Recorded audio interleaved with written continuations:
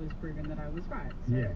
Well, someone on the breakfast team not named 𝘄𝗵𝘁 had other things to say about it. This is what we said this morning. That might sound like a big win, a big victory for Frank. You're in charge of the Panthers. And Storm winger 𝘹𝗶𝗸𝗲 says he thinks they can string a few wins together after snapping a 7-game losing streak over the weekend. I think Russ is just trying to...